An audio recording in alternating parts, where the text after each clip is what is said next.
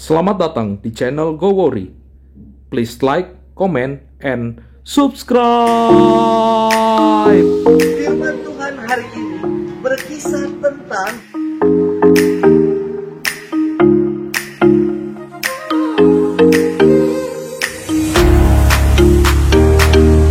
Tuhan memberkati kita sekalian dalam nama Bapa dan Putra dan Roh Kudus. Amin.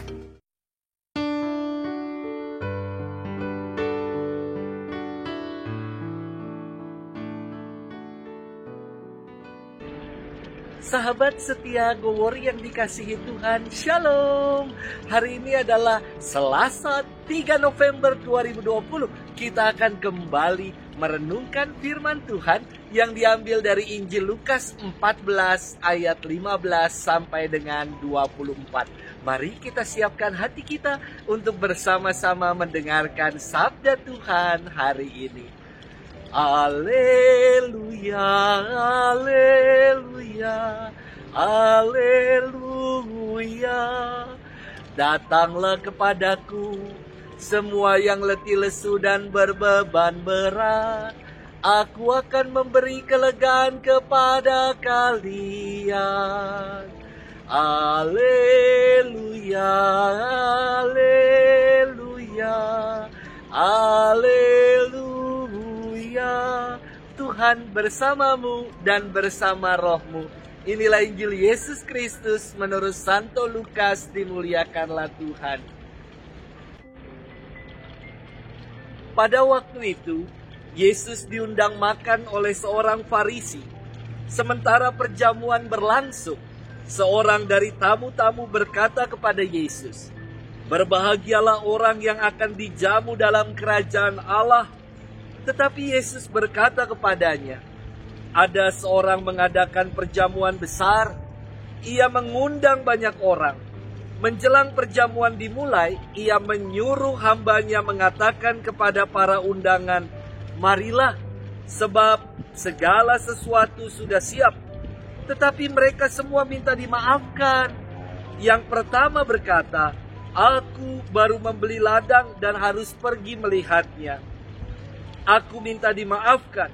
Yang lain berkata, 'Aku baru membeli 5 pasang lembu kebiri dan aku harus pergi mencobanya. Aku minta dimaafkan.' Yang lain lagi berkata, 'Aku baru saja kawin dan karena itu aku tidak dapat datang.' Maka kembalilah hamba itu dan menyampaikan semuanya itu kepada tuannya. Lalu murkalah tuan rumah itu dan berkata kepada hambanya, 'Pergilah segera ke segala jalan dan lorong kota, dan bawalah kemari orang-orang miskin dan cacat, orang-orang buta dan lumpuh.'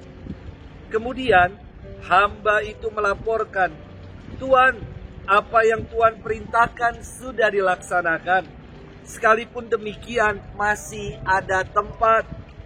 Maka tuan itu berkata, 'Pergilah ke semua jalan dan persimpangan, dan paksalah orang-orang yang ada di situ masuk, karena rumahku harus penuh.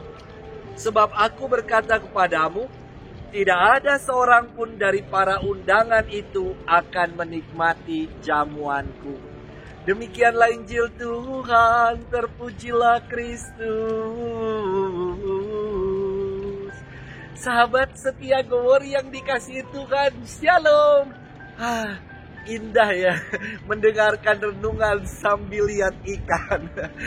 Sahabat setia Go Worry, zaman sekarang ada sesuatu yang istimewa terkait dengan undangan. Selain undangan zaman sekarang bentuknya bisa e-invitation, undangan elektronik via sosial media, namun undangan di zaman sekarang memuat juga konfirmasi kehadiran atau reservasi. Ini baik sekali supaya nggak mubazir, supaya perkiraan yang disiapkan mencukupi dan tidak berlebihan.